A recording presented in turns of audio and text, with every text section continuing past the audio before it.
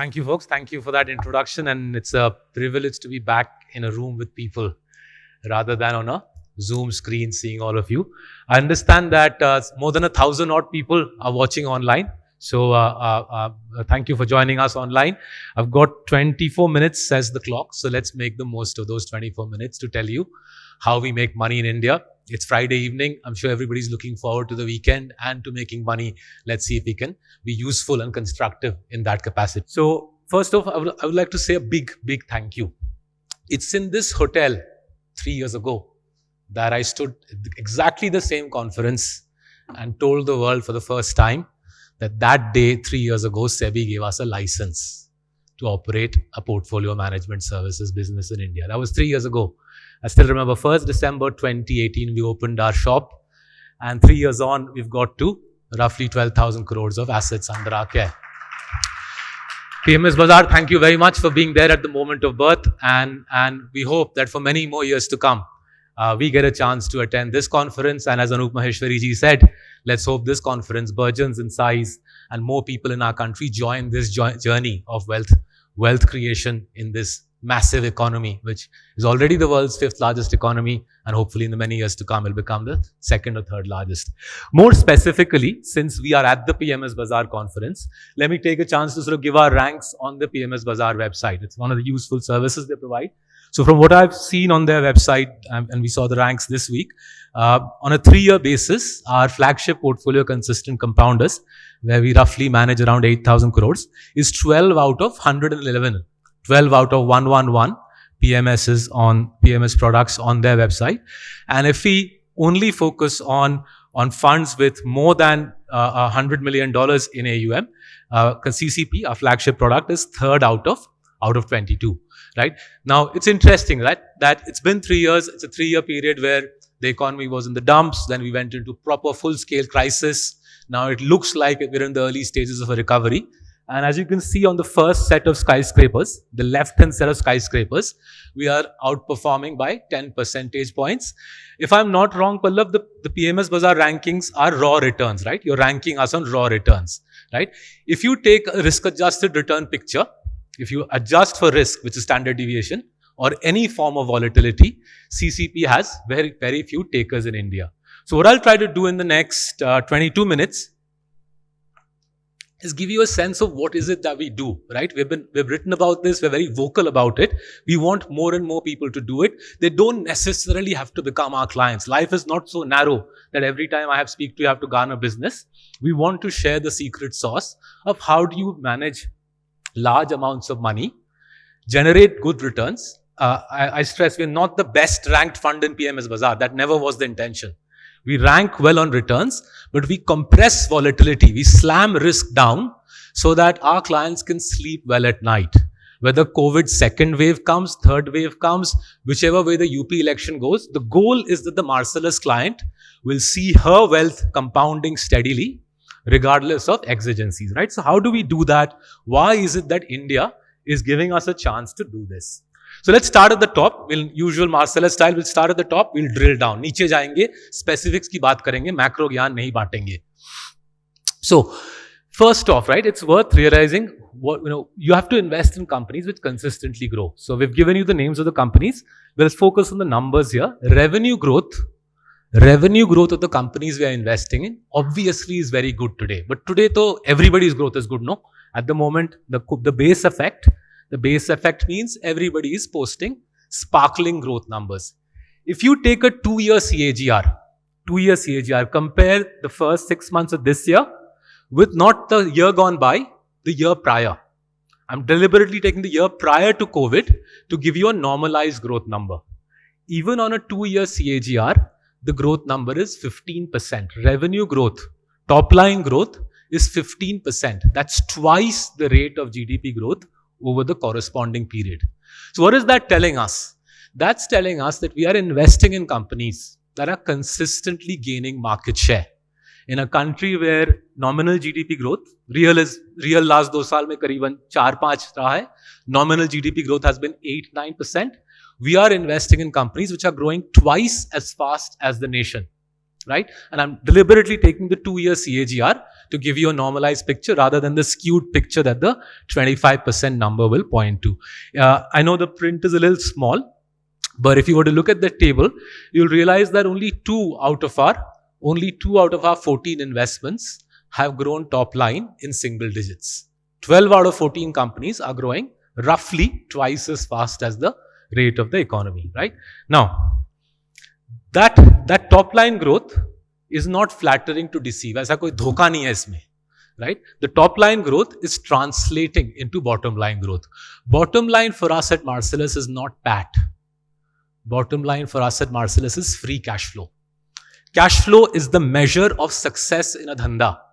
The measure of success in a धंधा is आपने latest round में कितना funding फोड़ा नहीं है. आपकी GMV कितनी है is not a measure of success. Measure is धंधे में पैसा बनाते हो नहीं बनाते, right? So I grew up in the UK. My guru John Kay taught me that the definition of a business model is how a promoter makes money. We invest in companies who grow their free cash flows at 25% year in, year out. First column is last 5 saal. Last 5 years is supposed to be tough for the country, no? Free cash flow compounding Marcellus investee companies last 5 saal 25%, 25%. Last 10 saal 27%. Last 15 saal 15 years 32% free cash flow compounding. And these are not chota companies, these are giant companies. They grow their businesses at a superlative rate year after year. This is free cash flow compounding. Now note something, PAT compounding, profit compounding, EPS growth is a good 10 percentage points less. We're investing in companies, in simple terms, roughly, we're investing in companies which are growing their profits at around 15%, their free cash flows at 25%. So how does that happen? How does a company, how do these large companies, right? We've got giants like TCS, giants like Asian Paints, giants like Titan up there. Why are these companies able to grow their free cash flows? Free cash flows in plain English is the surplus left over after everybody has been paid off, right? Free cash flow is the surplus the business throws off.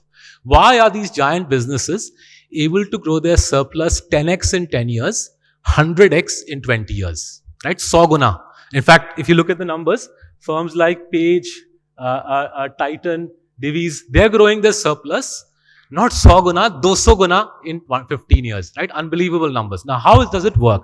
So we'll get into go underneath the bonnet a little bit to understand how the machine works. I'll do 3 companies in quick succession.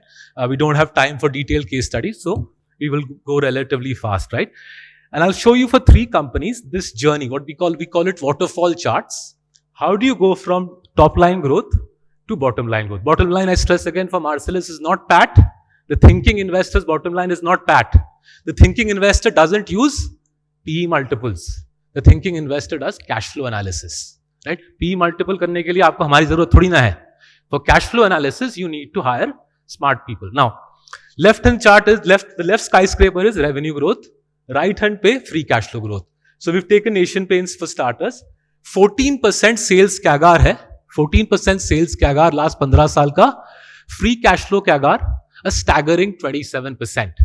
Why is that happening? So the first step that a class franchise tries to do is squeeze efficiencies out of the business so that profits grow faster than revenues. This is basic high school stuff, folks. A good business should be squeezing efficiencies out so that profits go faster than revenues, right? Second layer, one step better, squeeze working capital, right? Get paid quicker, pay your suppliers later, crush inventories. Get paid quicker, pay your suppliers later, crush inventories. Squeeze working capital efficiencies. You can see working capital reduction ke tower mein Asian Paints has done good work there. Next step is the tax reduction. I don't think we can claim credit for that. A lot of people give us credit, but folks, we deserve no credit for the tax rate reduction, right? Next bit, asset turns, right? Sweat your factories harder.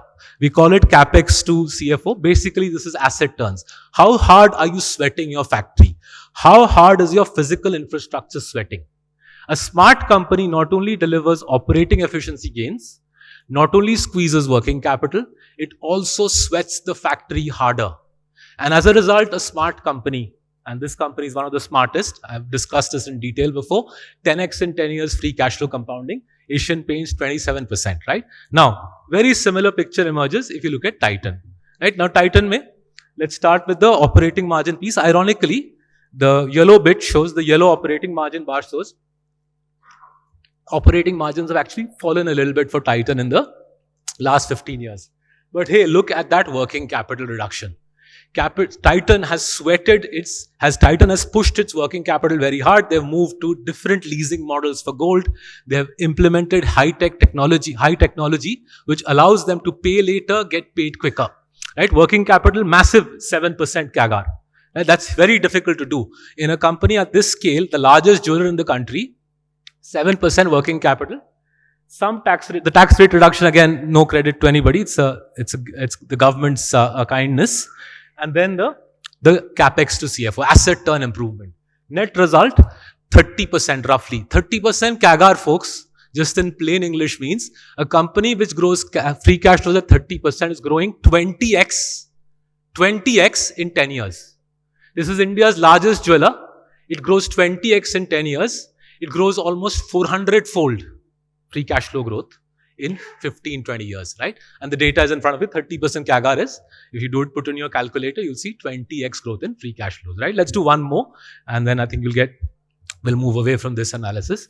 Page Industries, right? Been in the news for the last 4-5 years. Sales CAGR, 25%. Margin में कुछ खास हुआ नहीं है. Last 15 साल में no great action there. Obviously, yarn prices move about, so you'll see year-to-year volatility. But Mr. Ganumal and his team haven't done much on the margin side over a 15-year period. But look, working capital again, heavy-duty tech investments in the last 5 years, right? ARS, the use of Blue Yonder, massive investments, tech investments that no other undergarment company can remotely imagine, let alone do. कोई पास भी नहीं है. Nobody's in the same room, right? If you look at the tech spend, if you look at the ARS systems, nobody in the undergarment industry is in the same room. 4% operating capital reduction, and then finally onto the asset decrease in asset, improvement in asset turns, the reduction in capex to CFO. Once again, 35% CAGR. You're growing again 20-25x growth in cash flows in a 20-25x growth in cash flows in a 10-year period, right? So this is the story. Now, how does it interplay with the current reality, right? Because the question that everybody asks us, sab पूछते हैं, right? Because there are 10,000 clients today, they also ask us, they say, why are the consistent compounders so consistent? Jadoo kya hai boss isme? Free cash flows are growing at 25%, share price bhi 25% grow kar raha hai. Why? Why are they growing at 10x in 10 years? Jadoo kya hai? 3 things are happening in the country. Right? We deserve no credit for it. We are just lucky. We're just super fortunate. We're sitting in this country at this juncture, writing books about this. Hopefully you guys get a chance to read these books. If you just want to read one book on this, one book to understand what we do, read Diamonds in the Dust. It's getting translated into various regional languages as well. We've tried our best to give you our secret sauce in one book. But I'll do a quick summary of our secret sauce in the next 11 minutes. 3 sets of things are happening to facilitate this sort of compounding. Remember, there's a background picture, is a polarization of the country into roughly 1 or 2 companies in every sector. In every sector, 1 or 2 companies are pulling this sector away, leaving everybody else in the dust. First reason for that is structural changes in the country. We'll discuss that. Second is disruptions like COVID, like DeMon, like GST, right? And third is the rise of technocratic, high-quality management teams who understand that modern technology has fundamentally changed the way well-run companies operate. The way a class company operates in India today, the way a Bajaj Finance or an Asian Paints or a Page or a Titan operates is fundamentally different from the way it did 10 years ago. Companies who've understood that have been able to polarize away from their competition, monopolize their industry. So we'll touch all 3 aspects briefly in the interest of time. Diamonds in the Dust. Diamonds in the Dust, folks, will give you more color, more detail on this incredibly interesting subject. This is our life. We feel it's a subject on which I can discuss for years on end. Let's start with the changes in the country. Broadly speaking, right, if you look at India, 3 sets of changes have transformed the country. And when I say transformed, I'm not using the word very literally. The India that we are working and investing in today is completely different from the India of the 2004 to 2011 bull run. There's no similarity. 2004 and 11 mein jo hua, and today there is no similarity, right? If you look at the data itself tells the story, right? Road connectivity, NHAI data shows you highway networks have doubled in the last 10 years. Broadband connectivity is up 50-fold in 10 years. Local airline traffic, as per Ministry of Aviation, local airline traffic has pentupled in 10 years in spite of COVID. Right? UPI has come along, right? All of you, I'm sure, know the power of UPI. When I migrated to India with my team in 2008, when we moved to India in 2008, 1 in 3 Indians had a bank account. Today, as per the RBI, every Indian family has a bank account. Right? What are we doing? GST, UPI, the networking. We are joining the country up. You're integrating the world's 5th largest economy. When you join a country up, what happens? The regional franchise gets wiped away. The national giant moves in. In a fragmented economy, which is what we were 15 years ago, you could be a local king in, say, a district town in Maharashtra. Because the district town in Maharashtra was a micro economy by itself. When you join up that district town with a highway network, with an airport, with broadband, you bring the national giant into play and he gobbles you up in that district town in Maharashtra. Regional franchises get eaten up, national giants emerge, right? First big change. Second area, the rise of low-cost, world-class technology. We haven't created it. I think we should be honest as a nation. We didn't create SaaS, mobile, cloud. But hey, we are massive beneficiaries of it. We are huge beneficiaries of SaaS, mobile, cloud. We as Marcellus, we are one of the largest users of Salesforce in the country. We're a tiny company, obviously. Bajaj Finance is the largest user of Salesforce in the country. My reckoning is they probably have 100 times as many Salesforce licenses as we do. But fundamentally, Bajaj Finance gets the same CRM platform that we get. Right? And not only does Bajaj Finance get the same CRM platform that we get, to install it takes my colleagues all of 1 hour download from the cloud. 10 years ago, not possible. 10 years ago, you call in a systems integrator, someone like a TCS, pay them a ton of money, which was for a small company like us, not feasible. Right? Now, what we are doing at our stage of existence, Dr. Lal Path Labs at a corresponding stage of existence did exactly the same thing. Load up on tech. Relaxo at a corresponding stage of existence did the same thing. Load up on tech. So, the rise of low-cost, world-class technology means companies with switched-on management teams are accelerating their growth with lower cash burn than was ever possible. And it's ironic I'm saying that because the raison d'etre of many companies seems to be they exist to raise money. Ironically, they're raising money in an era where low-cost, world-class technology is allowing you to grow much faster than you could 10 years ago. Right? The third aspect of this is the result of all these changes. Look at that chart. Today in India, the top 20 profit generators account for 80% of the nation's profits. Before COVID, it was 60. I drew this chart before COVID. So before COVID, it was 60. Today, it's 80. 2010, the top 20 profit generators, if you see that chart, in 2010, the top 20 profit generators in India delivered 30% of India's profits. In 1991, the top 20 profit generators delivered 15% of India's profits. 91, 15, 2010, 30, 2019, 60, 2020, 80%. 20 giant companies deliver 80% of the nation's profits. They are the biggest beneficiaries of the networking of India and the rise of low-cost, world-class tech.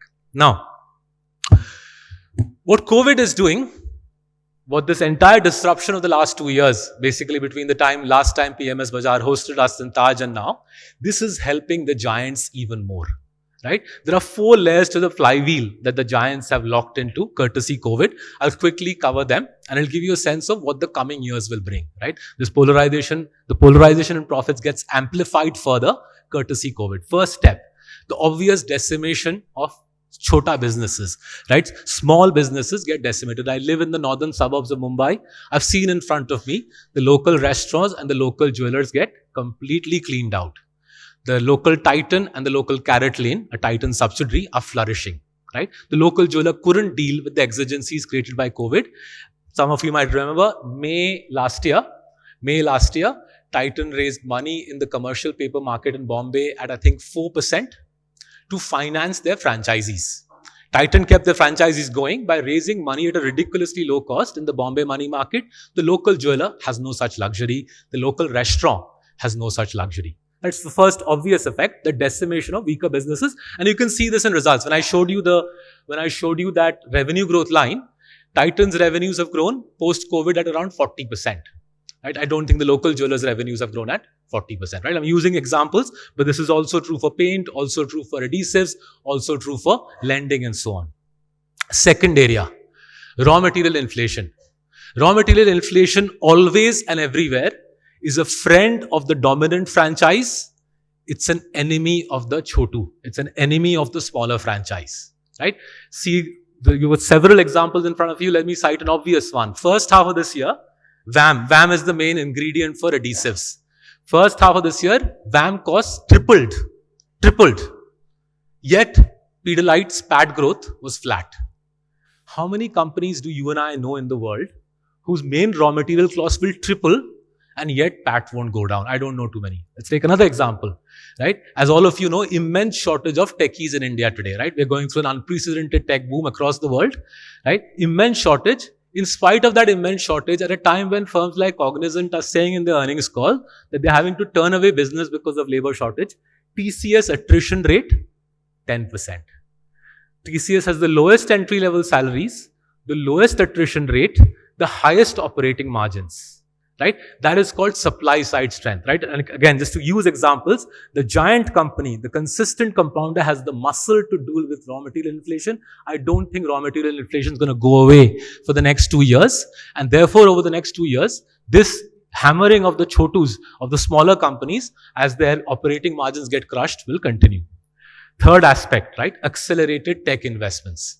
At a time when most of the rest of the country was just about staying alive, keeping their head underneath the parapet, the consistent compounders were doing heavy-duty tech investments. Best example I can cite you, live example, is Bajaj Finance, the 3-in-1 app. It's going live at the moment. I think over the last 15 days and over the next couple of months, it goes live. The 3-in-1 app, I think we will see, is an app that will disrupt 3 industries: lending, e-commerce, and the entire wallet space, right? There has been nothing like it ever done in Indian finance, and it was done through COVID. I could give you examples of Asian Paints. I could give you examples of Page. Heavy-duty tech investment took place from India's finest companies, whilst the rest of us, myself included, was trying to keep body and soul together. That's the strength of a champion. And the last bit, capital allocation. Both through organic and through inorganic bets, the leading companies are showing us that this is the best time in India to put money to work, right? Several of the consistent compounders, their distribution networks have grown by 50% during COVID, right? Asian Paints, Relaxo, Dr. Lal Path Labs, right? Just to cite a few. Distribution network, dealers, testing centers, 40-50% jump over the course of roughly the 2 years spanning COVID, right? Page Industries, another example. Page Industries, Relaxo, Asian Paints, they've all given the numbers away. Dramatic expansion in the distribution network, and alongside that, inorganic. Remember, if our investing companies are growing cash flows at 25%, that means they have huge war chests. And when do you put a war chest to work? When your competition is on the carpet and you're seeing the deals coming through. They're opening their checkbooks and they're acquiring. We saw, 3 weeks ago, Dr. Lal acquired Suburban Diagnostics in Bombay. And my reckoning is there'll be many such deals done over the next 12 months as India's smartest management teams send out the message loud and clear that this country is a country where you can grow, we can grow, well-run businesses can grow their fortunes, build their fortunes in this country. So with that positive note, I'll bring the presentation to an end. And thank you very much, PMS Bazaar. Wishing you all the best.